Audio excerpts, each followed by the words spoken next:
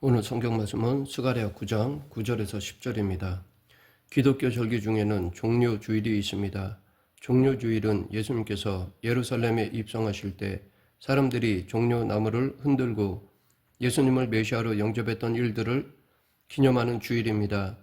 유월절이 시작되기 며칠 전 예수님께서 나귀 새끼를 타시고 예루살렘에 들어가셨습니다. 그리고 사람들은 그런 예수님의 모습을 보고 열렬히 환영하였습니다. 자신들이 입은 겉옷을 벗어 바닥에 깔고 주변에 있는 종려나무의 가지를 꺾어 손에 쥐고 흔들면서 예수님이 오시는 것을 환영하였습니다. 그리고 예수님을 향하여 호산나 다윗의 자손이여 찬송하리로다 주의 이름으로 오시는 이여 가장 높은 곳에서 호산나라고 외쳤습니다. 그들이 외친 호산나는 오 구원하소서라는 뜻입니다. 사람들은 예수님을 보면서 자신들을 구원해 주실 분으로 확신하며 환영하였습니다. 그들이 예수님을 구원자로 확신할 수 있었던 것은 예수님의 모습이 약 500년 전에 스가랴 선지자가 예언한 이스라엘을 구원하러 올 왕의 모습과 같았기 때문입니다. 오늘 본문 9절 시온에 따라 크게 기뻐할지어다 예루살렘에 따라 즐거이 부를지어다 보라 내 왕이 내게 임하나니 그는 공의로우며 구원을 베풀며 겸손하여서 나귀를 타나니 나귀의 작은 것 곧 나귀 새끼니라. 예루살렘에 있던 사람들은 나귀 새끼를 타고 성으로 들어오시는 예수님을 보면서 스가랴가 예언한 이스라엘을 구원할 왕이 드디어 왔다는 확신과 기대감이 있었던 것입니다. 그리고 예수님이 예루살렘에 입성하신 때도 그들이 그러한 기대를 가지기에 충분한 때였습니다. 그때는 유월절을 준비하는 때였습니다. 유월절은 하나님의 구원을 기념하는 절기입니다. 과거 이스라엘 백성들은 애굽에서 430년 동안 중노동을 하는 노예로 살았습니다. 그런데 하나님께서 모세를 지도자로 세우시고 이스라엘 백성들을 애굽으로부터 구원해 주셨습니다. 그 구원을 기념하며 감사하는 것이 바로 유월절이었습니다. 유대 백성들은 지금 애굽에서 종살이 했던 때와 비슷한 형편이었습니다. 로마 제국의 식민지가 되어 황제의 통치를 받으면서 여러 학대를 받고 있었습니다. 유대 백성들은 아마 제2회 유월절을 기대하고 있었습니다. 그런데 지금 스가랴의 예언대로 메시아가 오셨으니 예루살렘 성에 난리가 난 것입니다. 그런데 정작 예수님은 그 환영과 기뻐하는 그들의 소리를 들으면서 마냥 기뻐할 수 없으셨을 것입니다. 왜냐하면 그들의 호산나 외침이 당신의 죽으심을 알리는 시작이었기 때문입니다. 예수님께서는 예루살렘으로 오시기 전에 제자들에게 자신이 예루살렘에 올라가면 장로들과 대제사장들과 서기관들에게 버림받아 죽임을 당하고 제3일에 살아날 것을 반복적으로 말씀하셨습니다. 예수님은 자신이 예루살렘에서 이렇게 열렬한 환호를 받지만 결국 이 사람들이 장로들과 대제사장들에게 선동되어 자기를 죽일 것이라는 것을 너무도 잘 아셨습니다. 실제로 예수님을 향해 호산나를 외쳤던 사람들은 며칠이 못되어 예수를 십자가에 못 박으라고 외치는 사람들로 돌변하였습니다. 예수님을 구원자로 환영했던 사람들이 그렇게 쉽게 예수님께 등을 돌리는 데는 이유가 있었습니다. 자신들이 기대하던 메시아 스타일이 아니었습니다. 우리가 예수님을 구원자로 고백하며 살아가지만 예수님을 제대로 알지 못하면 예수님을 구원의 왕으로 믿고 살아가기 힘듭니다. 우리가 가지고 있는 왕에 대한 생각, 구원의 방법에 대한 생각을 바꿀 때 예수님이 나의 왕이요 구원자가 되심을 믿고 지속적으로 호산나를 외치는 삶을 살아갈 수 있고 그 구원을 경험하게 됩니다. 오늘 본문 말씀은 구원의 왕으로 오시는 예수님이 어떠한 분이신지를 잘 소개하고 있습니다. 스가랴가 말하는 예수님에 대해 살펴보면 첫째, 예수님은 공의의 왕이십니다. 즉 예수님이 공의로우셨기에 우리가 구원받은 것입니다. 예수님이 예루살렘에 입성하실 때 많은 사람들이 예수님을 환영했지만 그렇지 못한 사람들도 있었습니다.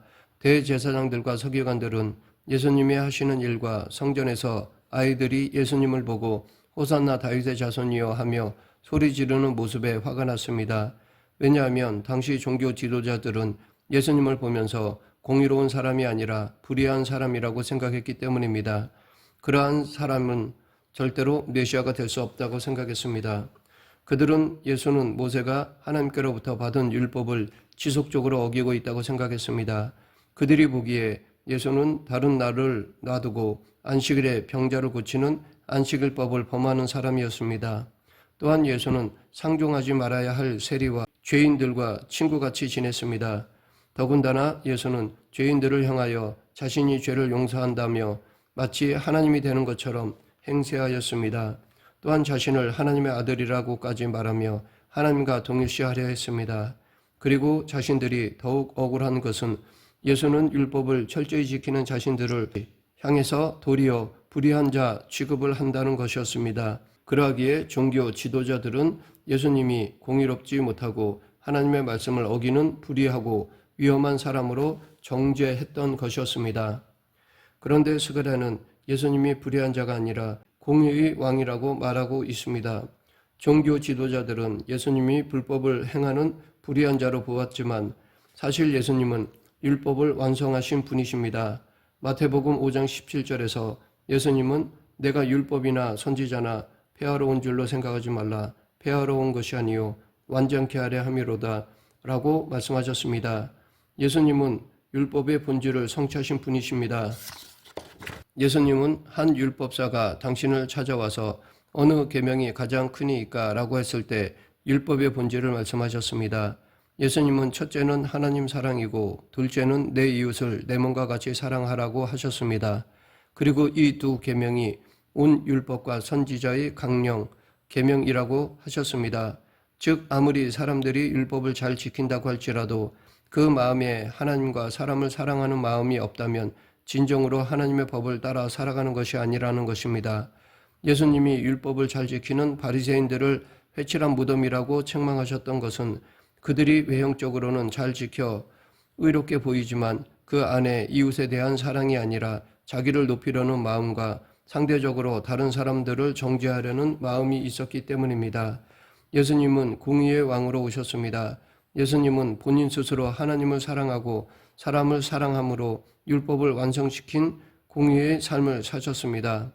또한 예수님이 십자가에서 죽으신 것도 예수님의 공의를 드러내신 것입니다. 인간의 죄는 그 대가를 누군가 치를 때에 용서함을 받을 수 있습니다.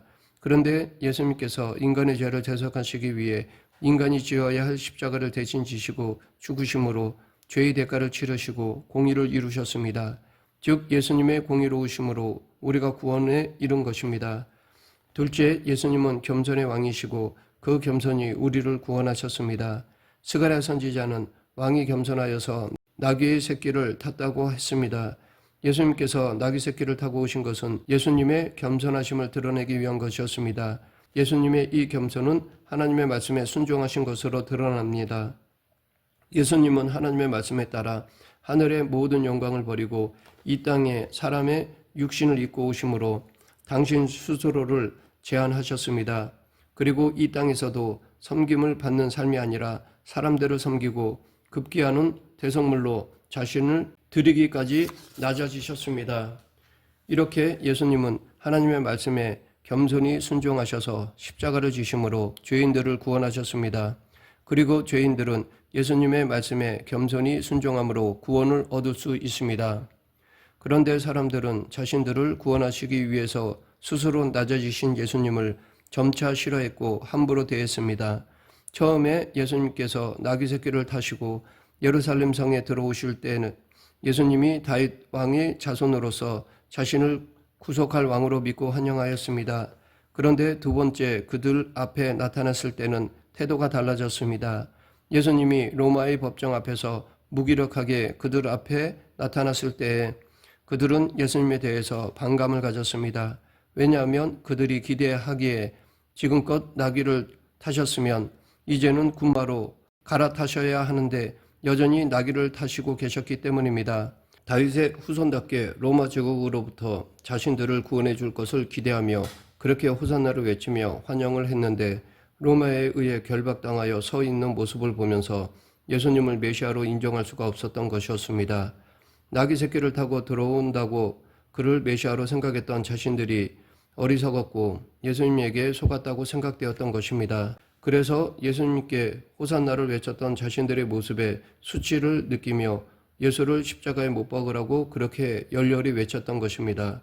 하지만 예수님께서 하나님의 말씀에 죽기까지 순종하시는 겸손이 없었다면, 예수님께서 사람들 앞에서 철저하게 낮아지는 겸손이 없었다면 우리의 구원은 없었을 것입니다.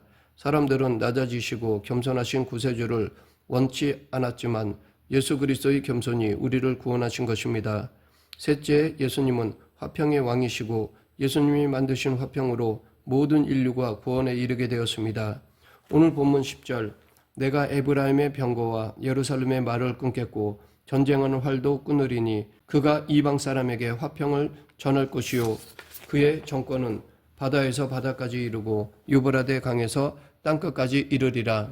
메시아가 이루고자 원하시는 화평은 이스라엘에게만 국한된 화평이 아니었습니다. 이방 사람들에게도 화평을 이루시는 것이었습니다. 이렇게 예수님은 세상의 모든 사람들을 화평케 하기 위한 화평의 왕으로 오셨습니다. 그런데 화평의 시작은 에브라임과 예루살렘으로부터 시작되었습니다. 에브라임과 예루살렘은 이스라엘 전체를 말합니다. 구원의 왕은 에브라임의 병거, 예루살렘의 말을 끊고 활도 끊는다고 했습니다. 그 당시에 강력했던 병거를 비롯해서 이스라엘의 모든 군사력을 끊어버리신다고 하셨습니다. 그런데 보통 왕 같으면 화평을 만들기 위해 다른 나라를 공격하고 그 군사력을 무산시킬 텐데 예수님은 오히려 하나님의 백성인 이스라엘의 무장을 먼저 해제시키십니다. 그리고 이방 사람들에게 화평을 전할 것이라고 하십니다. 이처럼 우리가 화평을 이루는 것은 군사력이나 무기에 있는 것이 아닙니다. 오히려 내가 다른 사람을 공격하기 위해서 만들었던 병거와 말, 화살들을 꺾고 부술 때 비로소 화평이 시작이 되는 것입니다. 예수님이 이루신 구원은 어떤 이들에게는 구원이고 어떤 이들에게는 억압과 구속이 되는 것이 아닙니다. 그의 정권이 바다에서부터 바다까지 유브라데 강에서 땅끝까지 이른다고 하셨는데 이것은 모든 이들이 화평 가운데 구속을 맞이한다는 것입니다. 예수님이 겟세마네 동산에서 로마 군사들에게 잡히실 때 베드로가 검으로 대제사장의 종을 쳐 그 귀를 떨어뜨렸습니다. 그때 예수님께서 내 검을 도로 집에 꽂으라. 검을 가지는 자는 다 검으로 망하느니라 라고 하셨습니다. 또한 너는 내가 내 아버지께 구하여 지금 12군단 더 되는 천사를 보내시게 할 수 없는 줄로 아느냐 라고 말씀하셨습니다.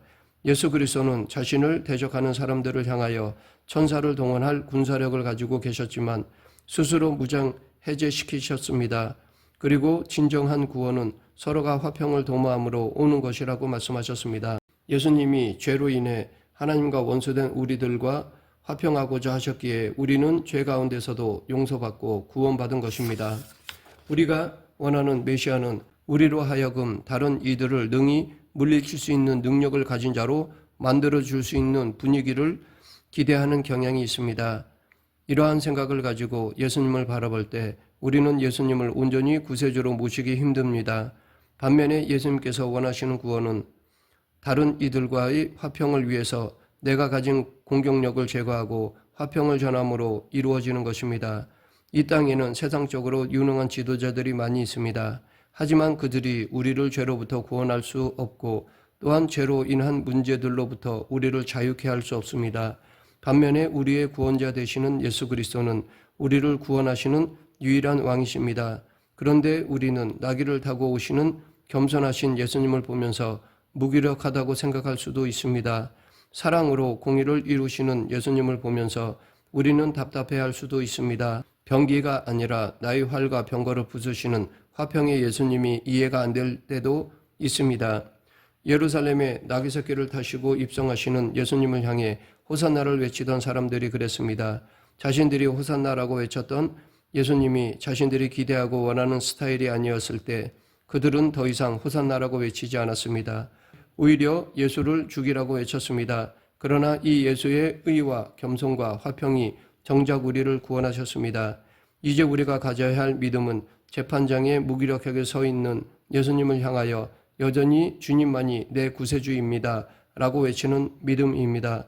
내가 가진 건강, 물질, 풍요를 허무신다고 할지라도 그분을 향해 호산나라고 외치는 믿음입니다.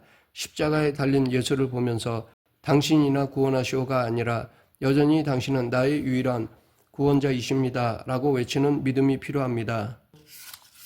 말씀을 맺겠습니다. 이사야 53장 5절. 그가 찔림은 우리의 허물 때문이요 그가 상함은 우리의 죄악 때문이라. 그가 징계를 받음으로 우리는 평화를 누리고 그가 채찍에 맞음으로 우리는 나음을 받았도다. 예수님께서 받으신 모든 연약함과 고난과 수치는 그분이 구세주가 아니라서 당하신 것이 아니라 우리의 구원자가 되시기 위해서 당하신 것입니다. 예수님의 구원이 내 생각보다 더디고 내가 원하는 모습이 아니더라도, 그리고 우리가 어떠한 상황에 처하더라도 우리의 유일한 구원자는 예수님임을 믿어야 합니다.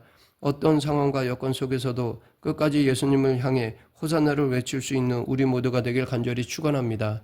기도하겠습니다. 사랑과 은혜가 풍성하신 하나님 아버지, 예수님만이 우리의 구원자이시오 회복자 되심을 믿고 어떤 상황에서도 복음을 전하고 가르치는 성도가 되게 하여 주시옵소서. 예수님 이름으로 기도드립니다. 아멘.